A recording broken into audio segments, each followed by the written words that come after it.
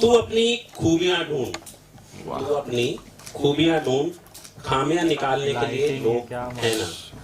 तू अपना कदम आगे रख, पीछे खींचने के लिए लोग है ना। सपना देखना है तो ऊंचा देख, नीचा दिखाने के लिए लोग है ना।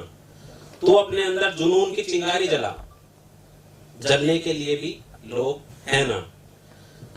प्यार करना है तो खुद से कर, नफरत करने के लिए लोग है ना। तू अपनी अलग पहचान बना, भीड़ में चलने के लिए लोग है ना। तू कुछ करके दिखा दुनिया को, तालियां बजाने के लिए लोग है ना। गुड इवनिंग, नमस्कार, सत श्री अकाल, आदाब। मैं आपका दोस्त सागर जोशी आज फिर एक खूबसूरत शाम को और भी खूबसूरत बनाने के लिए आपके साथ आप यहाँ मौजूद हैं। आप सभी मीडिया जनों का बहुत बहुत धन्यवाद कि आप सब लोग हर बार की तरह इस बार भी हमें आशीर्वाद देने के लिए और आपका साथ देने के लिए यहाँ पधारे हैं।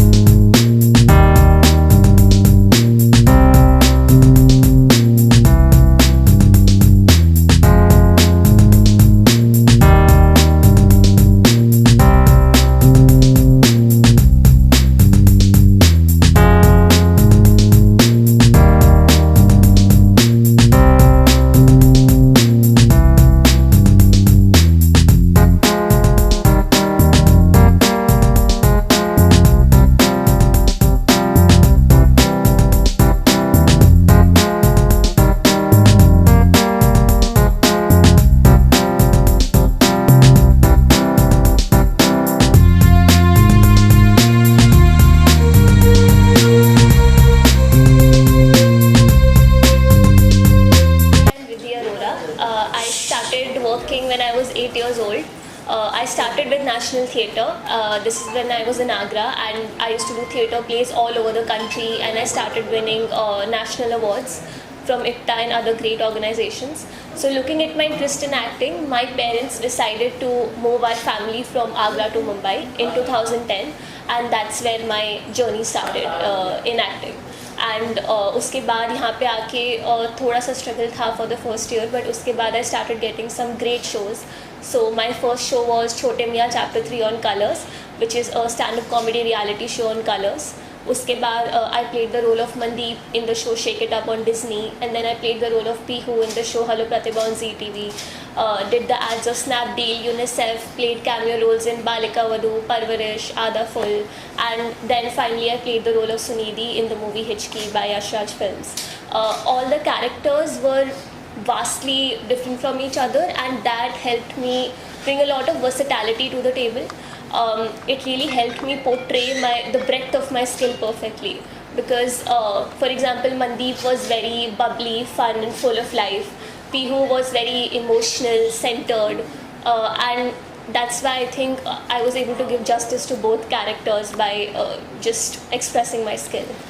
कितना मुश्किल था स्ट्रगल की अगर बात करें, कितना मुश्किल था, एक स्ट्रगल होता है बच्चे के लिए, स्कूल जाना है, उसके बाद कितना मुश्किल था आपके लिए जब आगरा से यहाँ शिफ्ट हुए? इनिशियली थोड़ा टफ था, बट बिकॉज मुझे पढ़ाई में इतना ज़्यादा इंटरेस्ट था तो मेरे लिए इतना ज़्यादा टफ नहीं था, बिकॉज मैं उसको बैलेंस कर पा रही थी. तो इवन ऑन द शूट्स हमेशा you could find me in a corner on the set with my nose in the books, because I use to love studying so much, and that interest in academics is what shaped my interest in finance and strategy. So it was a little difficult in terms of timing, but because of my parents I could manage everything कि ठीक है दिन में school है, उसके बाद दोपहर से रात तक शूट है, पूरा हम साल का प्लान करके रखते थे एडवांस में कि this is how we have to prioritise our timing. So we were able to manage it. पहले कौन सा प्रोजेक्ट था और कितना मेहनतनामा मिला था आपको, वो चीज़ आपको कितना याद है आज तक? सबसे पहला प्रोजेक्ट छोटे मियाँ चैप्टर 3 था. थोड़ा इंटिमिडेटिंग था बिकॉज हम तभी आए थे मुंबई, एंड मैंने स्टेज शोज़ बहुत किए थे, but this was the first time I was facing a camera, and that too a reality show which was a competition. And comedy is something जो मैंने पहले ट्राई नहीं की थी, बट मेरे काफ़ी गुरुज थे उस शो में जिन्होंने मुझे मेंटोर किया, मुझे अच्छी स्क्रिप्ट्स दी, एंड धीरे धीरे मैंने उस स्किल को काफ़ी पॉलिश किया. इनिशियली एलिमिनेट होके मैं वाइल्ड कार्ड एंट्री से फिर से वापस आई थी एंड उस शो में जजेस थे Mahima Chaudhary ma'am and Sachin Pilgaonkar sir and उन्होंने मेरी बहुत तारीफ़ की थी, मुझे बहुत एनकरेज किया था, मोटिवेट किया था, so all that made it a lot easier. Nidhi, आप मानते हो इस चीज़ को, जिस टाइम आपने शुरू किया था, हम ये नहीं कहते आप बहुत ज़्यादा उम्र में बड़े हैं, जिस टाइम आपने शुरू किया था इतनी अपॉर्चुनिटी नहीं थी जो आजकल है। ऑडिशन ऑनलाइन हो जाते हैं, फ़ोन पर बात हो जाती है, वीडियो भेजा जाता है, क्या कहना सर, कोई ऐसा वाक़या शेयर करेंगे आप? हाँ, पहले तो सब कुछ ऑफलाइन ही था, तो हम इनिशियली जो फर्स्ट ईयर था हम काफ़ी प्रोडक्शन हाउसेस में जाते थे अपना इंट्रोडक्शन देने and it was just an introduction because initially auditions नहीं लेते थे वो। पहले हम धीरे धीरे कनेक्शंस बिल्ड करते थे, फिर मैंने ऑडिशंस देने शुरू किए, काफ़ी नेटवर्क बनाया मुंबई में, काफ़ी कास्टिंग डायरेक्टर्स के साथ, कोऑर्डिनेटर्स के साथ एंड धीरे धीरे I could do it. But at the end I would say कि even though it's very difficult, बहुत कंपेटिटिव है एंड आज की एज में जैसे आपने बोला अब तो सब कुछ डिजिटल है तो और भी ज़्यादा कंपेटिटिव है। बट अगर आपके अंदर वो स्किल है और चाहे अपॉर्चुनिटी कितनी भी बड़ी हो या कितनी भी छोटी हो, अगर आप अपना स्किल 100% दिखा रहे हैं तो आपको अपॉर्चुनिटीज़ मिलती जाएंगी आगे। रिद्धि, आपको मुकाम कम मिला जब आप जा रहे थे? आपको लगा कि रिद्धि अरोड़ा ये वो आर्टिस्ट टीवी में आती थी या आ रही है, वो वाक़या शेयर करेंगे हमारे साथ? जो पहला ऐसा शुरू था जो आपको लोगों ने पहचाना और एक नाम मिला रिद्धि अरोड़ा? वो तब आया जब मैंने शेक इट अप किया था। I played the role of Mandeep in Shake It Up and वो मेरा लाइफ का सबसे पॉपुलर कैरेक्टर था and that was because Disney is very popular among the kids. तो जो एक बार आई रिमेंबर मैं मैजिका गई थी विद माई फैमिली एंड वहाँ पे काफ़ी लोगों ने मुझे घेर लिया था बिकॉज सब लोगों ने, आधे लोगों ने शेक इट अप देखा था, आधे लोगों ने हेलो प्रतिभा देखा था। तो वो I think it was one of the first moments when I felt कि I just felt so happy that so many people know me and they're touched by what I do. ये मुंबई जो है, ये मुंबई मायानगरी है, हर कोई सपना लेके आता है, हर कोई दूसरे शहर से है यहाँ पर। तो कहा जाता है मुंबई के थपेड़े इंसान को या तो भगा देते हैं या बना देते हैं। हाँ, सभी की ये कहानी है, तो इस बारे में आप क्या कहें? कभी आपका ऐसा हुआ कि वापस जाना चाहिए मुंबई से कि काम नहीं मिलेगा?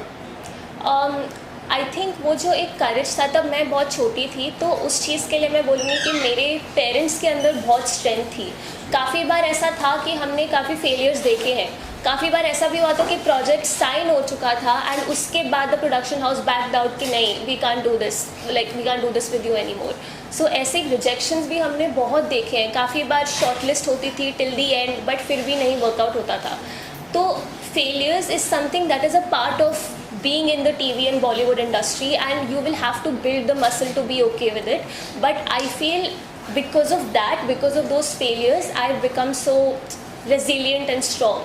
So I think it is a part and parcel of things, but उससे आप बहुत strong भी बनते हैं। रिद्धि जी, वक्त था जब आपका काम अच्छा कैरियर से चल रहा था, उस दौरान आपने कॉर्पोरेट का काम करना शुरू किया, फिर MBA किया, क्यों, कोई खास वजह थी? So while I love acting, मैं एक्टिंग में अपनी intellectual and analytical abilities use नहीं कर पा रही थी and because I use to love studying so much, मुझे कॉलेज में फाइनेंस एंड स्ट्रैटेजी में इंटरेस्ट आया and in NMIMS a lot of esteemed professors taught me these subjects and after that I started landing great roles in some multinational companies which helped me establish my footing in the finance industry. So I would say I just feel happier in the corporate world because I'm able to use my entire self, from my creative abilities to my intellectual and analytical abilities. After MBA आप वापस आना चाहेंगे acting में, entertainment industry में, Bollywood industry में, और आना चाहेंगे तो क्या करना चाहेंगे? Sure, I mean if the right opportunity presents itself then मैं ज़रूर आना चाहूँगी, चाहे वो OTT हो, चाहे वो कोई बिग बैनर मूवी हो।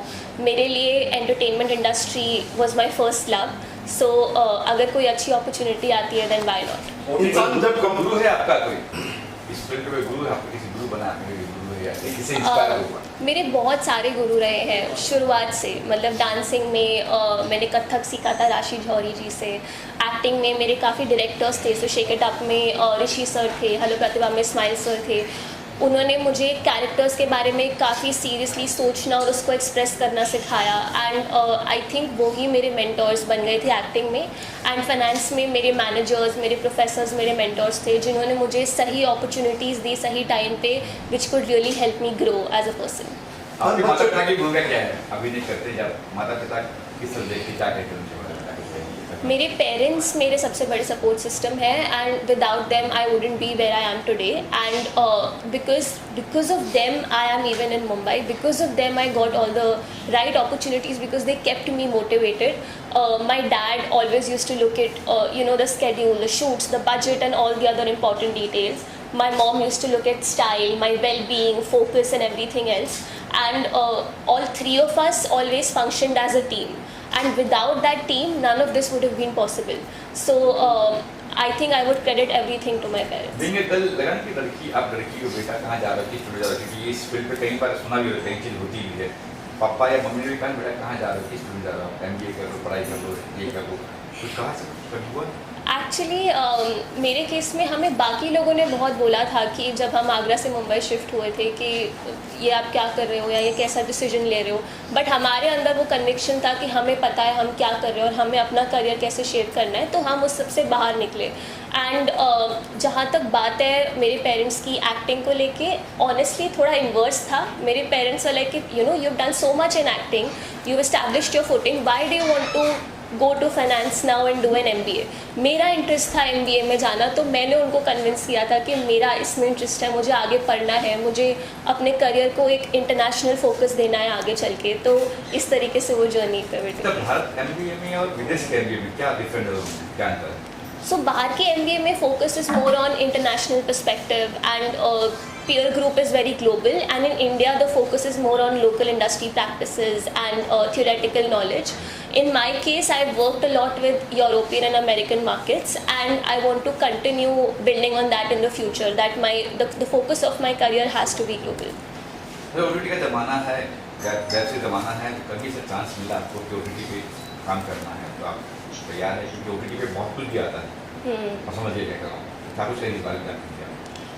OTT पे एज आई सेड कोई अच्छी अपॉर्चुनिटी होगी जिसमें मेरी प्रोफाइल फिट होगी, एंड जो कैरेक्टर मुझे बहुत इंटरेस्टिंग लगेगा तो मैं ज़रूर करूँगी. ऑफ कोर्स अगर मैं अपने टाइम कमिटमेंट बैलेंस कर सकती हूँ दोनों इंडस्ट्रीज़ के बीच में, देन व्हाई नॉट. सबसे बड़ा प्रोजेक्ट, सबसे अच्छा प्रोजेक्ट, सबसे यादगार प्रोजेक्ट कौन सा था आपका जिसने आपकी लाइफ बदल दी?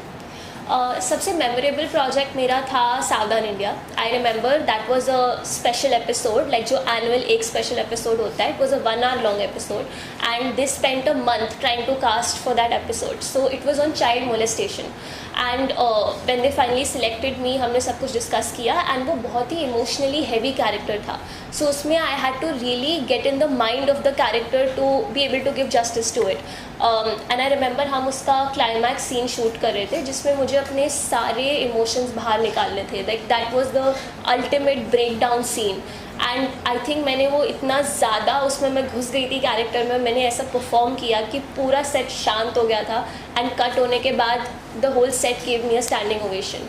एंड वो मोमेंट मेरे लिए बहुत यादगार रहेगा, बिकॉज पूरे सेट से स्टैंडिंग ओवेशन मिलना बहुत कम होता है, बट मोस्ट इम्पॉर्टेंटली उस एपिसोड ने जो पूरी कंट्री को मैसेज दिया था विमेन एम्पावरमेंट पे, that is why that character and that episode is so important to me. आपने हिस्ट्री में काम किया, गाने में कभी कुछ बातें हुई, सेट पे कोई बातें हुई, कुछ गानी से हाँ, मतलब वी वर्क टुगेदर, एंड हमने काफ़ी सारे सीन्स एंड इवन सॉन्ग्स साथ में शूट किए थे, and she is a very nice and very sweet, very kind person. उन्होंने इंश्योर किया कि हम सबको कंफर्टेबल लगे उनके साथ. बहुत ही अच्छी जर्नी थी. It was very. आने वाले 5 साल में आप कहाँ देखते हैं अपने आप को, क्या लगता है? अगले 5 years में I will either be in Singapore and France और in London, because that's where I'll be doing my MBA.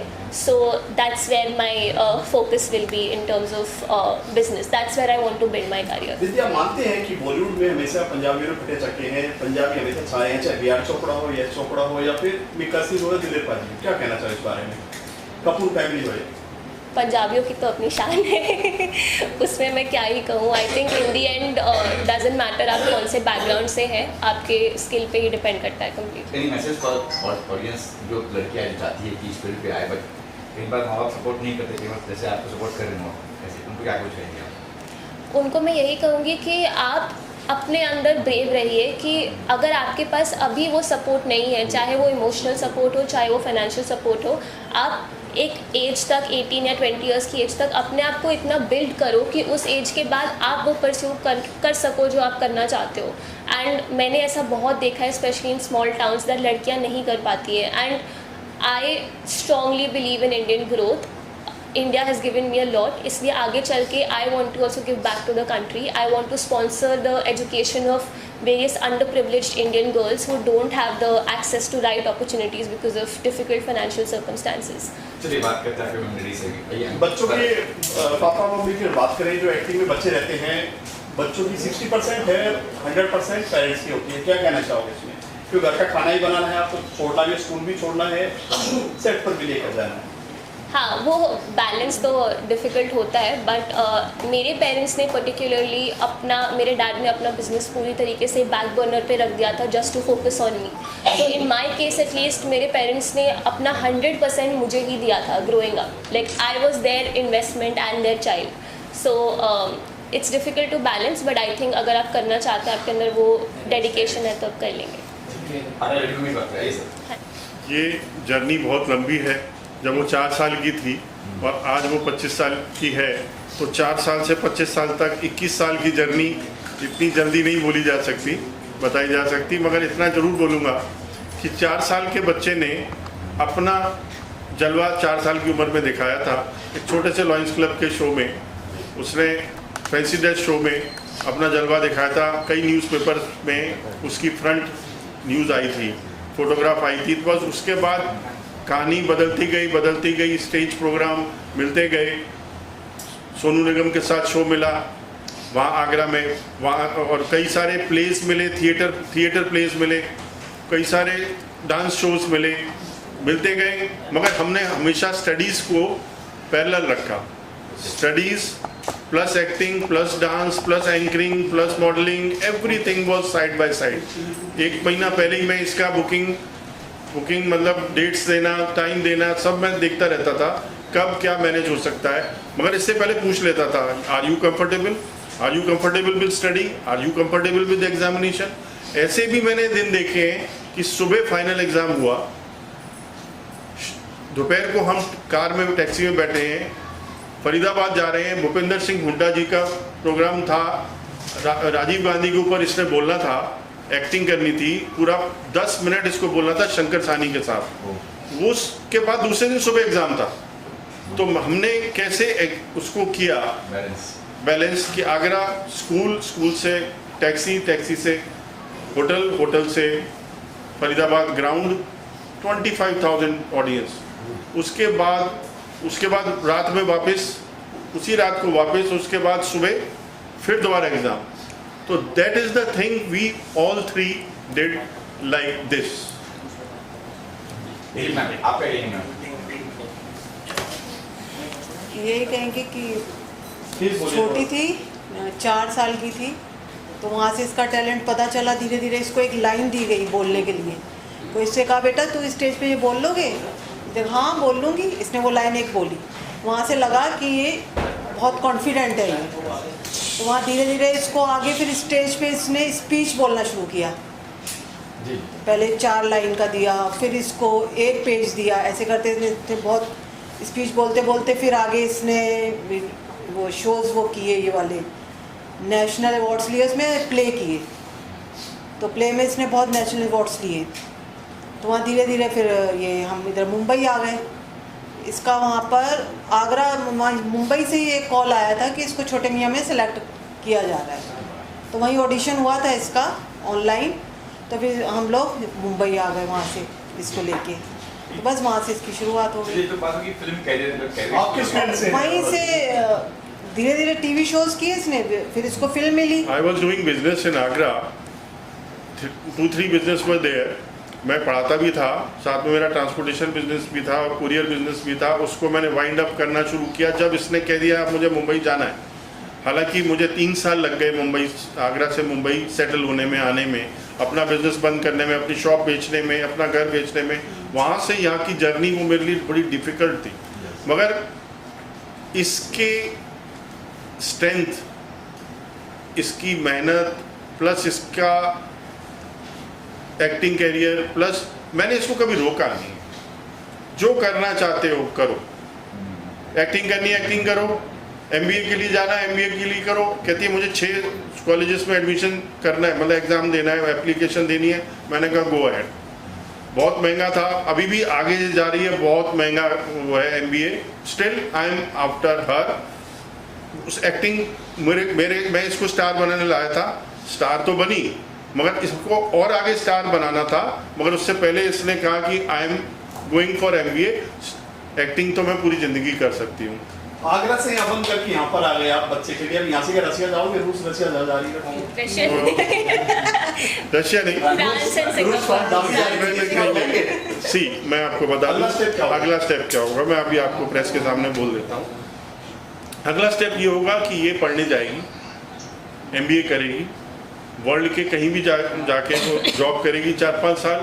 उसके बाद फिर इंडिया आएगी और फिर इसी एक्टिंग प्रोफेशन में और आगे जाएगी, और हम अपना एक प्रोडक्शन हाउस बनाएंगे जिसके अंदर ये एक्ट करेगी और मैं डायरेक्टर होऊंगा, प्रोड्यूसर होऊंगा। ये मेरा अगला प्रोजेक्ट है, अगले 5 साल का, 10 साल का, 8 साल का। मतलब ये अनाउंसमेंट कह सकते हैं आज आप? नहीं, बाकी देखते हैं। बाकी देखते हैं। कुछ पता नहीं है। सर जब कैरियर से चल रहा है, एक्टिंग करे, फिर वहाँ जाके MBA करना, आपने पसंद है कि कहाँ बैठी क्या खर्चा कर बढ़ा रहे हो? Nobody nose.